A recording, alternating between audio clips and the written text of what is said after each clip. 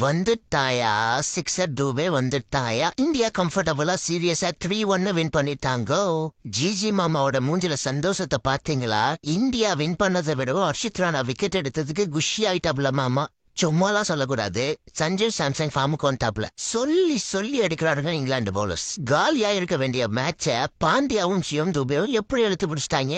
எப்பா என்ன அடி நாயடி பேயடி ரெண்டு பேரும். பாண்டியா ஒரு பக்கம் ஃபாஸ்ட் பவுலர்ஸ பொலந்தா, தனியா ஆதில் ரஷித்தை மட்டும் சிவம் துபே பிடிச்சி பொழந்துட்டு இருக்காப்ல. தலைவன் ஸ்பின்னர்ஸ பொழந்தா ஃபாஸ்ட் பவுலர்ஸ் தலைவன் மண்டைய பொழுதுட்டாங்க. மாமா என்ன தேவ பண்ணி ஹர்ஷித் ராணா உள்ள கொண்டு வந்துட்டாப்ல. ஹர்ஷித் ராணா செம்மையா பவுலிங் போட்டு இங்கிலாந்து டீமை முடிச்சு விட்டாப்ல.